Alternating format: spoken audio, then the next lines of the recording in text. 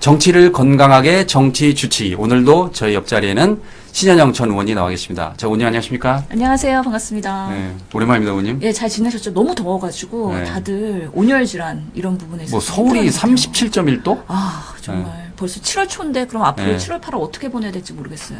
이 더운 날 또 정치 이야기를 하니까 더 스트레스 받으신 분도 있을 것 같아요. 그래도 예. 정권이 바뀌어서 음. 조금 국민들의 불쾌 지수는 떨어진 것 같습니다. 그러니까 요즘 막 그 뉴스 보는 재미가 있다라는 분이 의외로 많아요. 그리고 대통령이 바뀌면 예. 이렇게 대한민국이 발전할 수 있구나. 뭔가 일하는 정부구나. 사실 지난 몇 달간은 대통령 없어도 그냥 대한민국이 굴러갔었잖아요. 굴러갔죠, 예. 굴러가긴 한다는 걸 느꼈는데 제대로 굴러가려면은 어떤 정권이 어떤 정치적 역할을 해야 되는지를 지금 보여주고 있는 게 아닌가. 지난 한 달은 그랬다고 봅니다. 그렇죠. 예. 지금 바쁘시죠? 환자 돌보랴 또 이렇게 유튜브 참석하시랴. 아유, 제가 JTB에 강연하시랴. 도움이 돼야 될 텐데. 아닙니다. 지난번에 예. 했더니 그 주위 반응이 정말 똑부러지게 말씀 잘하신다. 똑순이라 막 그런 말도 하시더라고요. 주위에서 많이. 제가 가진 건 별로 없지만 그래도 네. 열심히 성실성으로 한번 네. 또 오늘 임해보겠습니다. 예.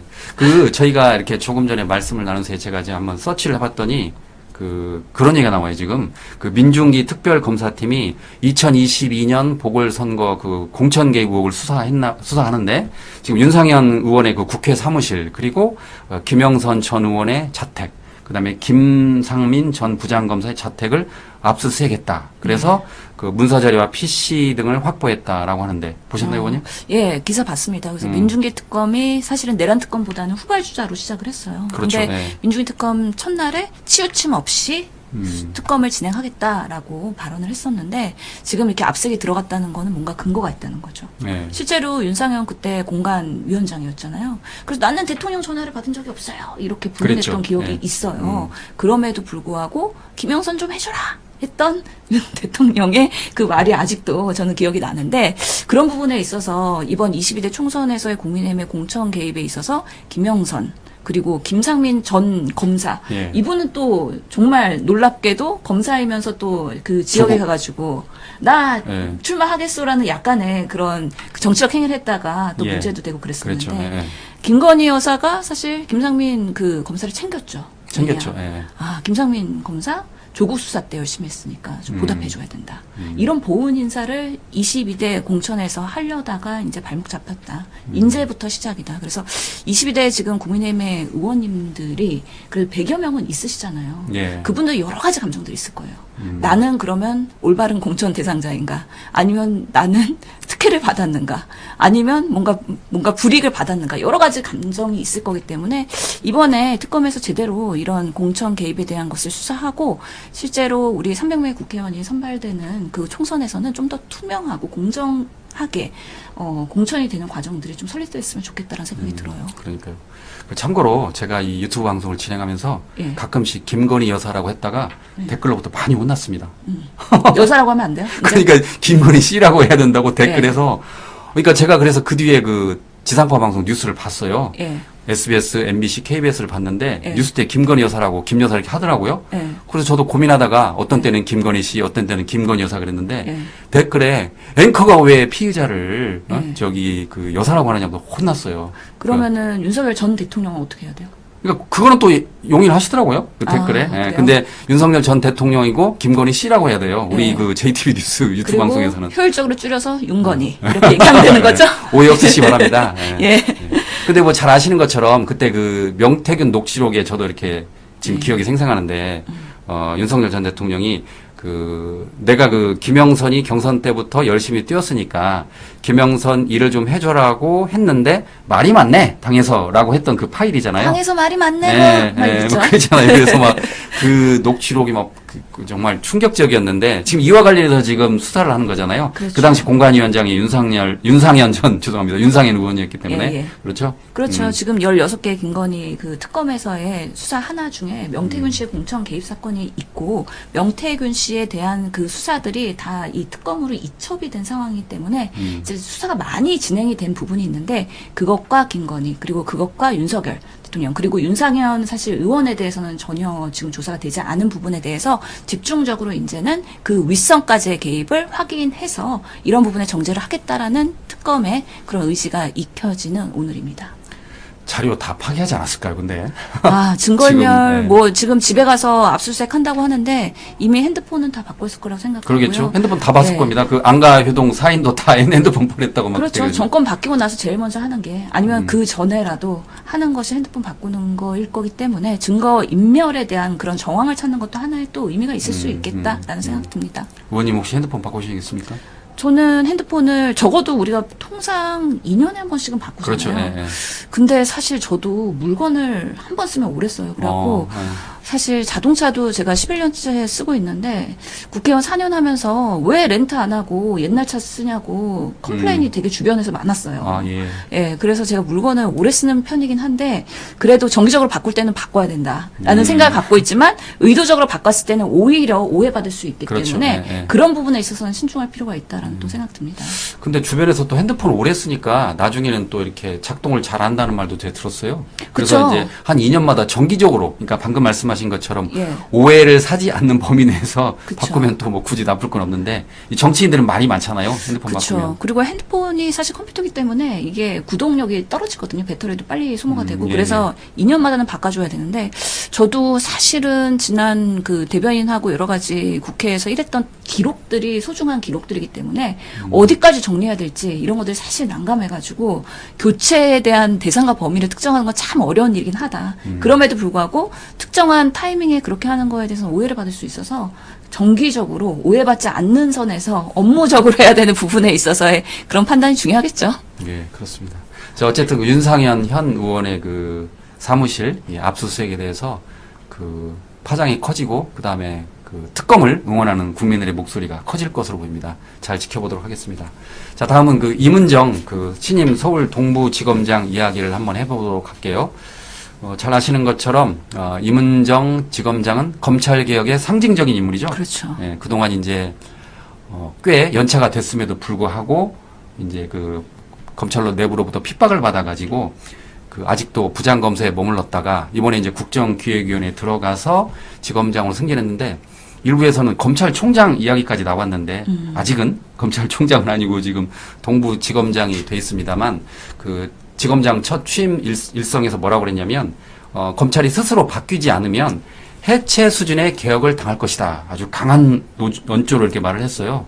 혹시 아십니까, 그래요? 연일 네. 지금 강경 발언을 쏟아내고 그렇죠, 있죠. 예. 동부지검장으로 갔기 때문에 사실은 그 상징적인 인물이고 사실 검찰이라는 그 내부의 폐쇄적인 구조, 특히나 남성 중심의 대표적인 사회 아닙니까? 예. 거기 내에서 계속해서 검찰의 문제점에 대해서 정치 검찰의 그런 잘못된 부분 이런 것들 내부 고발을 하면서 검찰이 개혁되어야 된다라는 정말 소신 발언을 하면서 꿋꿋하게 버티다가 윤석열 정권에서 또 지방으로 예, 자천됐었죠. 핍박을 많이 받았죠. 예, 그러다가 이번에 정말 서울의 동부지검장 오면서 아 저는 그래도 인과응보 그리고 인과응보, 여전히 선이 승리하는 시대가 인재에 도래하는 거 아닌가라는 좀 기대를 갖고 임은정 검사를 응원하고 있는데요.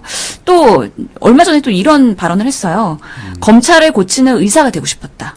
근데 능력이 부족해서 검찰의 장례를 치르는 장의사가 되겠구나라는 말을 동부지검 거기 부임해가지고 얘기를 한 거예요. 그러니까 의사가 된다는 얘기는 아 여기 검찰 조직이 많이 아프다.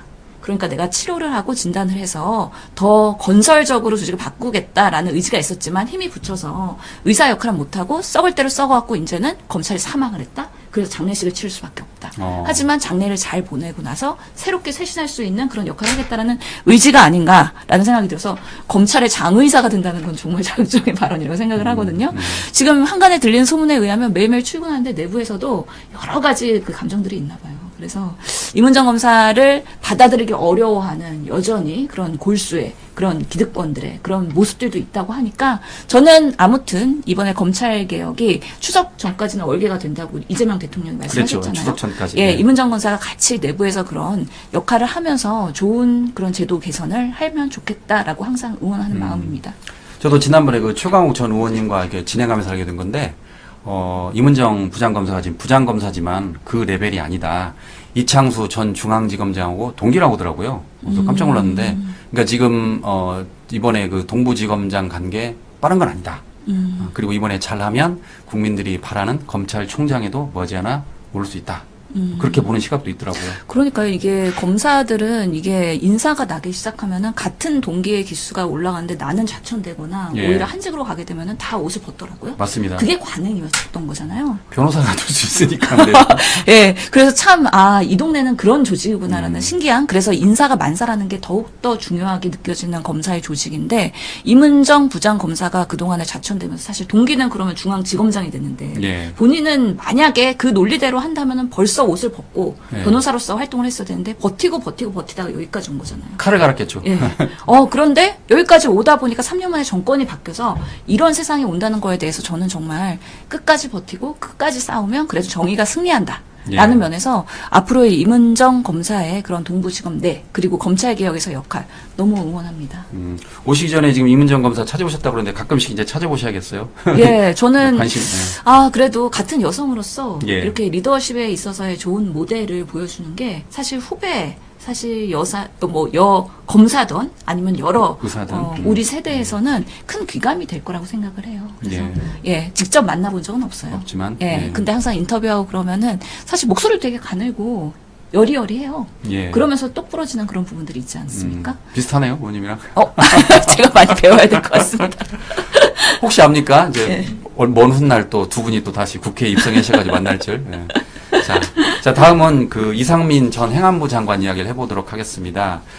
비상계엄을 수사 중인 특검이 이상민 전 행안부 장관 자택에서 무려 32억 원의 그 돈다발을 발견했다라는 의혹이 불거졌는데, 그 에르메스 고가 가방이잖아요. 네. 그 가방에 5만 원권이 가득 들어 있었는데 이게 32억 원이라고 그래요.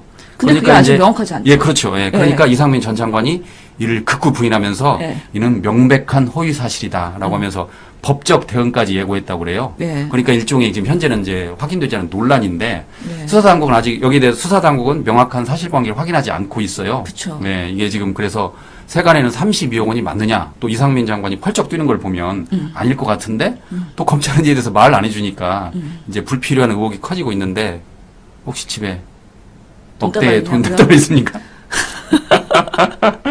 응원하시려면 이렇게. 없어요. 예. 집에 가끔씩 1원짜리랑 10원짜리가 돌아다니더라고요, 저희 집에. 어떻게 유입됐는지 모르겠는데, 100원짜리도 돌아다녀서, 아무래도 애들 키우는 집이다 보니까 동전이 있어요. 예. 동전만 모아가지고 현금다발, 동전다발이 좀 있긴 한데, 지폐로는 없어가지고, 저는, 어떻게 하면은 집에 돈다발이 있을 수 있을까. 저랑은 완전 넘사벽이 그런 다른 세계라고 생각이 드는데요. 우선은 32억인지, 34억인지, 에르메스인지, 사실관계가 확정이 안 됐어요. 그렇기 때문에 명예훼손으로 고발당할 수 있으니까 조심하긴 해야 된다.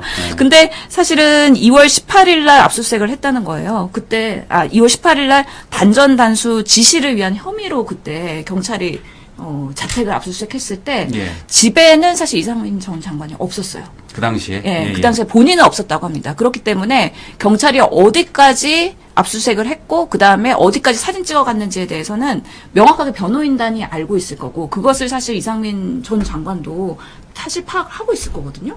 그러면 지금 경찰이 이 돈다발에 대해서는 그때 수사 대상은 아니었으니까 그거를 명확하게 검증하거나 그럴 수는 없었다. 왜냐면은 그래도 행안부 전 장관이기 때문에 검찰 조직 하나의, 그러니까 행안부 조직 산하의 경찰 조직이 컨트롤 받고 있는 상황이잖아요. 그러다 보면은 경찰에서 이런 그 상사의 내부 비리에 대해서 유출할 수가 없는 거죠. 근데 정권이 바뀌니까 갑자기 이런 사실들이 슬금슬금 나오는 것 자체도 이거는 뭔가 정황이 있다라고 생각이 들고요. 이거는 그때 현장에 갔던 경찰이 증언한 걸로 알려져 있습니다. 그래서 지금 특검에서 이런 부분에 있어서 그때 수사했던 경찰을 조사하고 있기 때문에 그때 물적 증거들이나 아니면 사실관계나 이런 것들이 당연히 조서에 만들어질 것이고요. 그걸 바탕으로 해서 내란 특검에서 이상민 장관의 그런 부분까지도 별건 수사로 같이 조사가 될 것인지 이 돈다발의 그러면 출처는 어딘지 확인을 꼭 해야 된다고 저는 생각을 하고요. 실제로 올해 3월에 공직자 재산 공개가 됐다는 거 아니에요? 근데 이상민 전 장관의 재산이 46억이에요. 46억. 그중에 현금은 0원으로 보고가 됐어요. 그렇기 때문에 집에 있는 돈다발 그리고 공직자의 재산 공개는 0원. 그러면 분명히 이거는 명백한 공직자의 그 신고의 의무에 반하는 것이기 때문에 분명히 불법의 소지가 있는 것이고 그럼 어디까지 이 돈의 출처를 확인할 수 있느냐에 따라서 내란과 연결되느냐 아니면 과거에 뭐 변호사 때나 아니면 다른 일로 인해서 이런 돈다발이 있는 건지는 좀 더 수사가 돼봐야 우리가 파악할 수 있겠다라는 생각이 듭니다. 어쨌든 다시 한번 말씀드립니다만 이상민 전 장관은 사실이 아니다라고 극구 부인하고 있으니까 특검이 이제 정확한 수사를 통해서 명명백백하게 밝혀야 할 것으로 보입니다. 자, 그 다음은 그 방송 3법. 이게 지금 과방위를 통과했습니다. 더불어민주당이 주도하는 법인데 네. 공영방송의 이사를 늘리고 그 다음에 사장 선출 절차에 외부인의 참여를 늘려가지고 말 그대로 공영방송을 투명하게 지배구조를 투명하게 한다는 것인데요. 국민의힘은 이를 두고서 이재명 정부의 방송 장악 시도다라고 강하게 지금 반발하고 있습니다.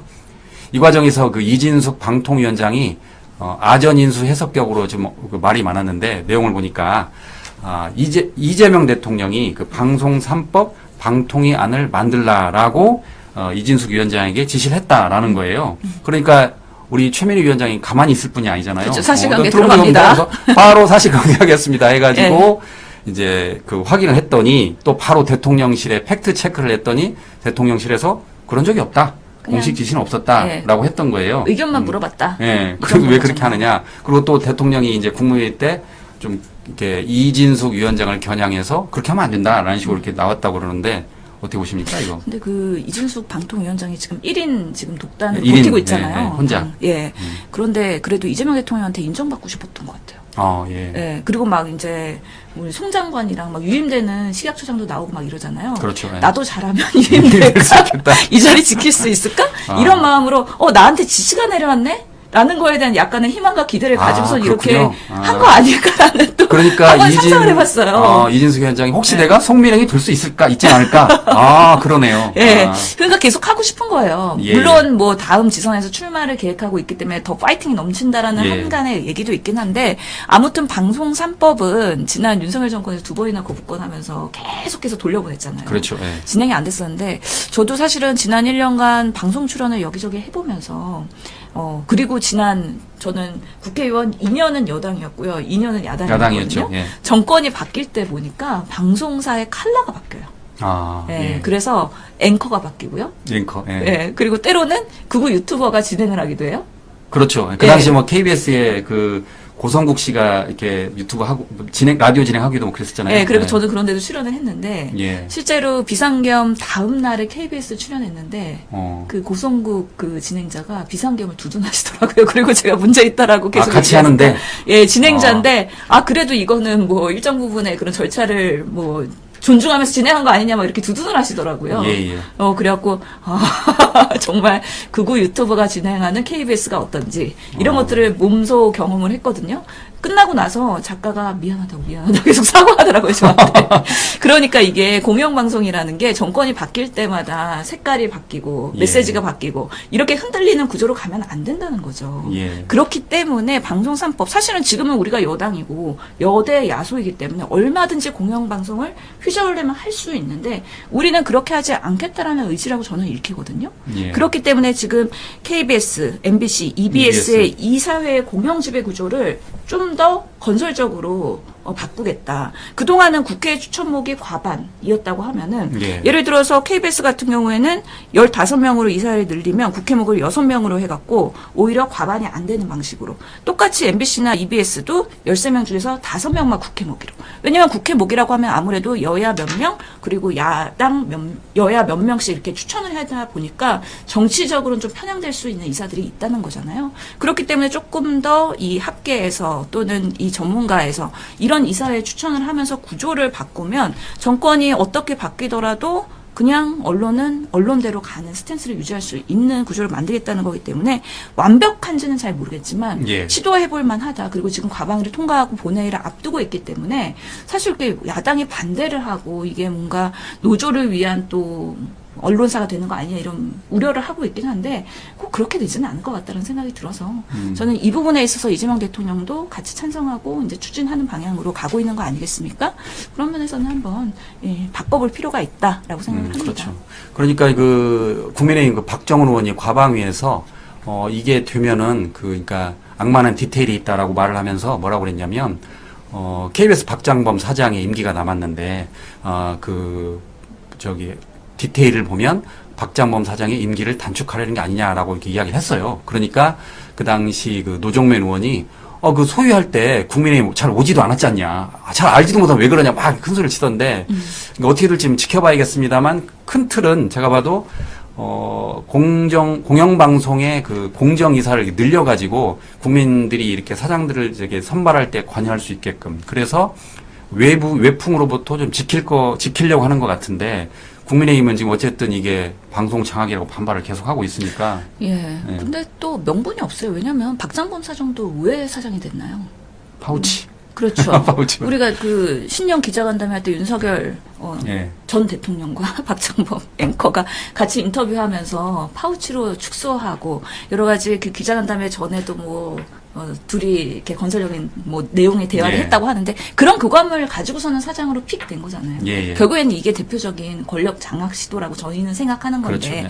그런 부분에 있어 박장범 사장의 그 임기를 뭔가 보존하려고 한다는 그런 예. 국민의힘의 의견이 국민들한테 얼마나 설득력이 있을지는 예. 저는 그렇지는 못할 거라고 생각합니다. 그 당시에 지금 박민 그 전 KBS 사장이 멘붕이 왔다는 거 아니에요. 이제 본인이 이렇게 연임할 수 있다라고 이렇게 알고 있는데 갑자기 이제 박장범으로 바뀌었다. 그래가지고 과음을 좀 했나 봐요. 그래서 이제 과방에 갔는데 이제 얼굴이 좀 붕 떠가지고 누렇게 떠가지고 힘드니까 최민희 위원장이 그때 그랬어요.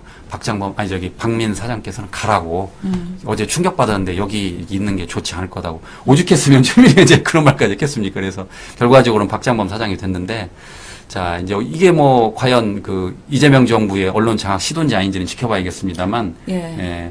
저는 이게 제대로 가는 것 같아요. 제가 보기에. 저는 이거는 한 텀 끝맺음을 맺고 가야 된다고 생각합니다. 그렇죠. 지금 예. 과방위가 과학은 없고요. 방송만 있어요. 방송만 있죠. 예. 예, 이제 방송에 대한 그런 뭔가 이슈에 대해서는 한 매듭 짓고 이제는 AI 국가, 과학기술 경쟁력을 위해서 국회가 어떤 역할을 해야 되는지에 대해서 조금은 이제 조명이 돼야 되지 않을까. 그래서 네. 이재명 시대에서의 국회는 조금 더 일하는 국회로 컨버전할 시점이다라고 생각합니다. 네, 그렇습니다. 자, 다음에는 그 윤석열 전 대통령 이야기를 해보겠습니다.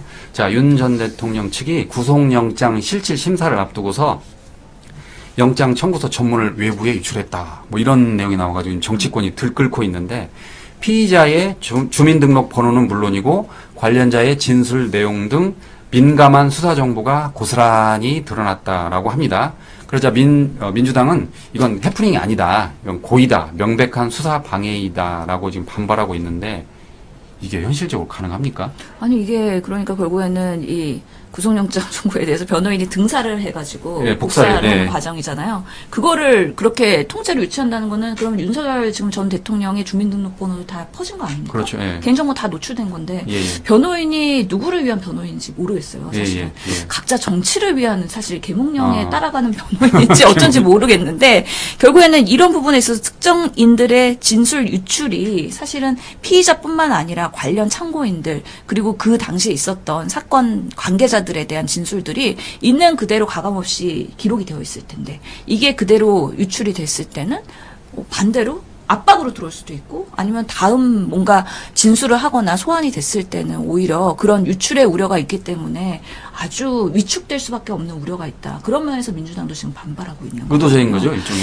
예. 그런데 의도적인데 이게 네. 정말 그러면 이게 정당하느냐에 대한 문제점에 대해서 우리가 다시 한번 생각을 해볼 필요가 있는 건데 하여튼 이 유출되는 거는 특검팀의 입장에서도 특수공무집행 방해 그리고 대통령 경호법 위반 여러 가지 부분에 있어서 지금 구속영장을 청구하고 그 청구의 근거가 그런 구체적인 진술들이었던 건데 이것을 공개하는 것이 과연 정말 윤석열 대통령한테 유리한 건지 잘 건가? 모르겠어요. 예, 예. 왜냐하면 구속영장 청구되고 나서 계속해서 관련된 단독이 나왔거든요. 단독 기사가 나오는데 그 기사들 보면은 경호처한테 총기 보여주면은 경찰들이 사실 총기 잘 못 다루니까 쫄 거야. 이런 거야. 방식으로의 총기까지 보여주고 그런 총기 난사에 대한 것들을 유도하는 그런 여러 가지 정황들이 나타나는 거잖아요. 그리고 지금 보면은 윤석열 대통령도 정권을 잃고 그리고 사실 그 조사 과정에서도 윤석열 변호인단이 없을 때는 경호처장부터 해갖고 그 주변인들의 진술이 바뀌는 시점이 있잖아요. 지금 그렇기 때문에 그런 진실을 말하는 증황 때문에 지금 구속영장도 청구가 된 상황인데 그런 부분에 있어서 뭔가 압력을 넣으려는 그런 변호인단의 의도였을까? 아니면은 뭔가 고의였을까? 아니면은 실수였을까? 아직은 모르겠지만 이거는 정당하지는 않은 상황이다라는 생각이 들어서 이 부분에 대해서는 앞으로 그 특검팀이 좀 더 강하게 대응을 해야겠다라는 생각이 듭니다. 그러니까 그 SBS 8시 뉴스 단독 보도를 보면 이런 게 나왔었어요. 그 김상훈 그 경호차장이죠. 경호차장이 윤석열 대통령 대변이 그 빠진 뒤에 그 기존과 달리 술술술 풀더라는 거예요. 그러니까 네. 이제 어쨌든 관련된 그 윤석열 대통령 부하들 입장에서는 부담이 되는 거예요. 윤석열 대통령 때문에. 예? 그런데 이런 것까지 또 이렇게 유출했다는 거는 어떤 의도가 있지 않냐라는 생각을 해보는데. 그렇죠. 예. 그래서 옛날에는 사실은 이런 조서가 만들어지면은 검찰들이 피의 사실 공표를 하면서 슬금슬금 언론에 흘려갖고 그게 문제가 됐어요. 그렇죠. 예, 예. 그런데 이번에 특검팀은 절대 유출하지 않았다. 라는 것 때문에 이거는 명확하게 변호인단을 통해서 유출된 걸 수밖에 없는 것인데 또 최근에 이런 JTBC 보고도 있어요. 그 국무회의가 있었던 비상계엄의 그날 CCTV에 대한 공개가 됐는데 예. 그 공개 내용에서도 보고 사실은 그 국무회의가 이루어진 시간이 우리는 보통은 5분이라고 알려져 있었는데 실제로는 2분밖에 2분. 안 됐다는 예. 거잖아요. 그래서 예. 10시 16분부터 18분까지 2분 동안 있었고 윤석열 대통령이 나와서 이제 비상계엄령을 23분에 발표하기 시작하는데 결국에는 회의록이 없으니까 회의록을 작성해야 되는 의무가 있었던 그때 강희구 전 부속실장이 이 5분에 걸쳐 진행됐다고 하면서 시간도 잘못 기재를 합니다. 17분부터 22분까지 있었고 23분부터 비상계엄령을 선포했다라고 얘기를 하면서 이런 것들이 CCTV나 여러 정황에서 드러나고 있기 때문에 그날의 거짓된 은폐된 진실들이 지금 하나씩 드러나고 있다라는 면에서 정말 우리 국민들이 정말 윤석열 정권에 상당히 많이 속았구나. 그리고 그날에 어디까지가 내란의 공범이자 아니면 그런 참여자였는지에 대해서 조금 더 특검팀이 제대로 된 수사를 지금 진행하고 있다라는 좀 믿음이 가는 여러 가지 보도들이 지금 나오고 있는 상황이라고 생각합니다.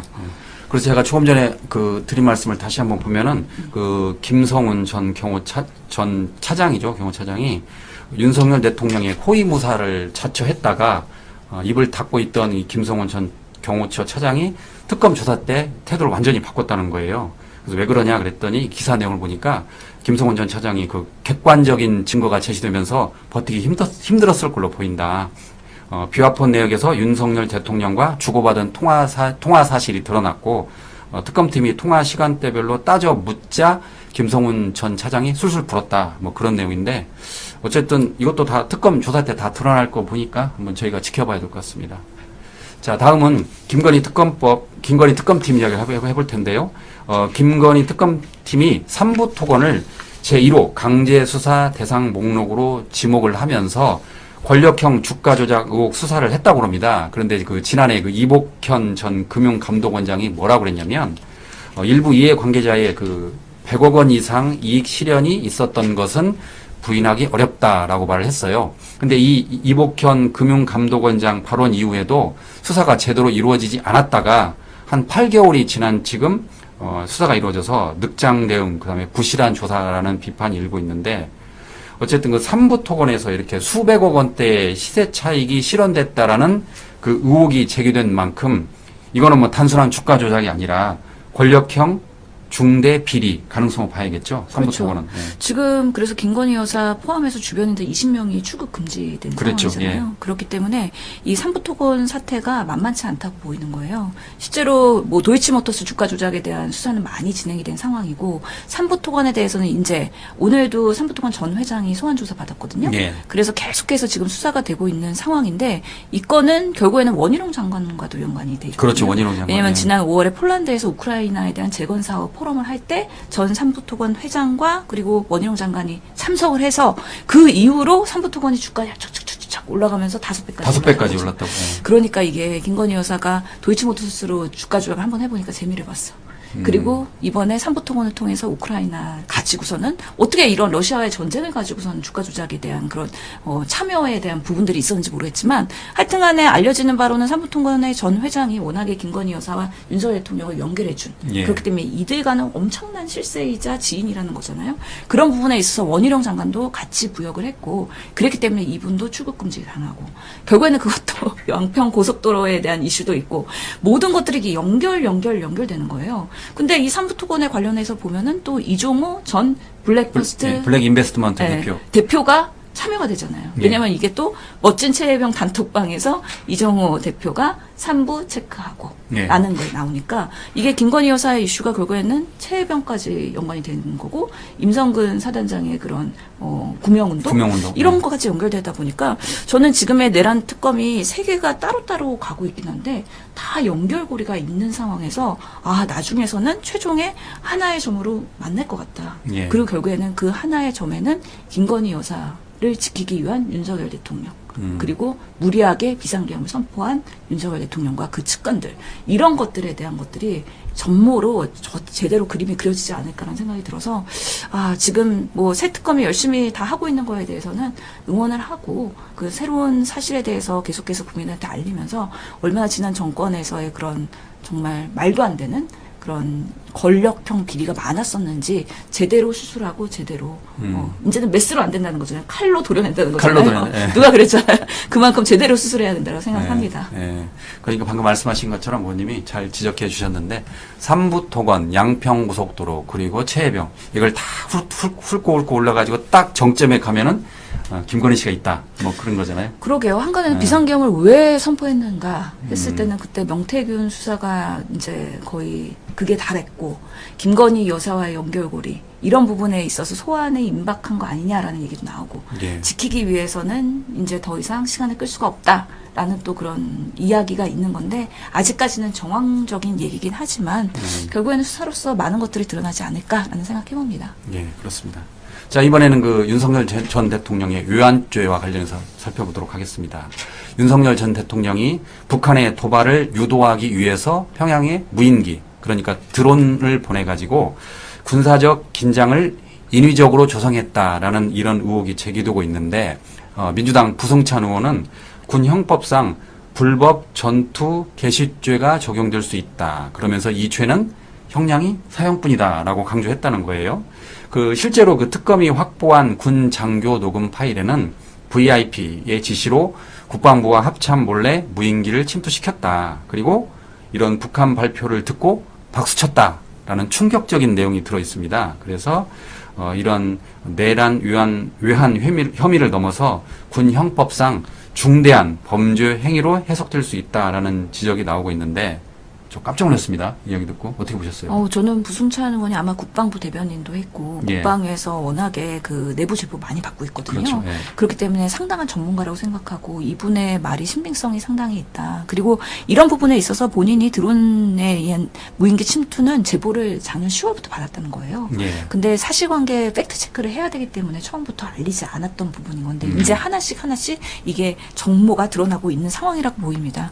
특히나 지금 외환죄에 대한 수사 언제 할 것이냐, 예. 제대로 이제 시작하는 거 아니냐라는 기대감이 있는 상황인데요. 지금 윤석열 전 대통령 구속영장 청구하고 나서 이제 외환죄에 대한 여러 이제 수사가 본격적으로 시작되면서 이제 내란 특검이 더 확대 수사를 할 것이라는 기대감이 있거든요. 근데 하나의 그 우려가 있기는 했었어요. 그럼 외환죄를 적용을 하려면 결국에는 외국과 통모했다는 정황을 입증해야 되는 부분이 그렇죠. 있는데 예. 북한이 외국이냐? 라는 부분에 있어서도 어렵고 또 북한과 통모를 했느냐 통모, 이런 네. 부분에 있어서도 사실은 과연 규명할 수 있을까에 대한 좀 컨선이 있기는 했었어요. 그런 부분에 있어서는 외환자가 아닌 실제로 군형법을 적용할 수 있는 일반 이적 행위 이런 부분에 있어서의 군형법상 불법 전투 개시죄 이런 것들에 대한 유권 해석을 이제 생각을 하는 방향이기 때문에 이 부승찬 의원의 합리적인 얘기를 토대로 해서 특검이 아마 외환죄 플러스 이런 부분까지도 계속 검토를 할 거라고 생각하고요.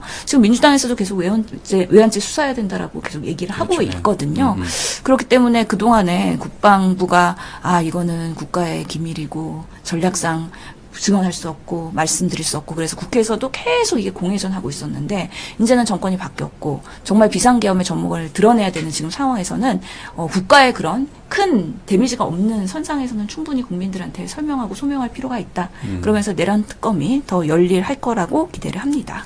어쨌든 그 내란 특검이 윤석열 전 대통령 청구를 했는데 지금 외환죄는 빠져 있잖아요. 그렇죠. 예, 그러니까 이제 일단 그 외환죄를 뺀 걸로만 청구를 했는데 일단 다시 구속시킨 다음에 외환죄까지 조사를 하면 이제 고구마 동굴처럼 막 나올 것 같아요. 그러니까 내일 구속영장 실질 심사가 있는데 네. 결과를 지켜봐야 되겠지만 신병 확보를 아무래도 하면 그 외환죄에 대한 수사와 조사를 조금 더 효율적으로 빠르게 할 수 있지 않을까. 그래서 매번 이 조사받으러 나올 때마다 뭐 9시에 나오냐 10시에 10시에 나오냐 나오냐. 뭐 그런 부분에 있어서 실갱이하고 내일은 어렵다 내일 모레 나간다 이런 방식으로의 비효율적인 그렇게 네. 비협조적인 윤석열 대통령의 모습을 우리 국민들이 더 이상은 보고 싶지 않다라는 그런 의미에서의 내일의 구속영장을 한번 결과 지켜보겠습니다. 근데 뭐 처음에는 10시에 온다고 그랬다가 결국은 특검이 나오라는 대로 9시에 나오고. 9시 1분에 네. 나왔죠. 그러니까 1분 늦었네요. 네, 1분의 자존심을 지켰죠.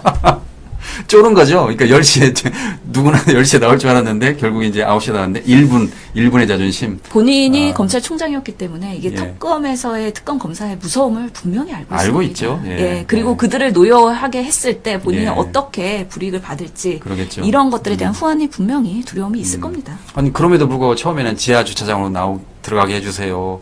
10시에 가겠습니다. 그러다 결국은 다 이렇게 포기하고 그냥 9시, 이제 말씀하신 대로 1분은 늦었지만. 일말의 자존심은 남아있습니다. 왜냐하면 그 윤석열 대통령 아직도 보고 싶어하는 지지자들이 현장에 나와서 예, 예. 좀 비켜요. 좀 지지자들 지지자들은 얼굴 보게 비키라고 했다는 거 아니에요? 그들을 보면서 지금 본인의 존재의 이유를 사실 이렇게 합리화하고 있을 거기 때문에요. 조금이라도 때가 10시, 대부분의 뭐 조사는 10시인데 또 9시에 나만 불이익 이러면 또 구구 유튜버들이 왜 윤석열만 과잉 수사하냐 이러면서 또 쉴드 치게 되는 거거든요. 네. 그런 부분에 있어서 약간의 그런 극우 지지자들의 자존심을 세울 수 있는 단서들을 하나씩은 만들어줘야 된다는 게 나름 그 변호인단과의 모종의 그런 그렇군요. 소통이지 않을까라는 생각해봅니다.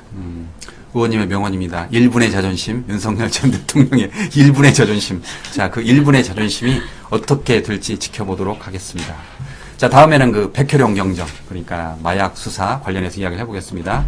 잘 아시는 것처럼 2023년 인천공항을 통해서 들어온 말레이시아산 마약 사건은 이게 엄청났죠. 알고 보니까 말레이시아 마약 조직의 필로폰 밀 반입에 대해서 대한민국 관세청 세관 공무원들이 연루됐다라는 의혹을 우리 백혈용 그 경찰 수사팀이 조사를 했는데 이게 지금 당시 대통령실에 의해서 부당한 외압을 받았다라고 폭로되면서 일파만파로 커진 건데요.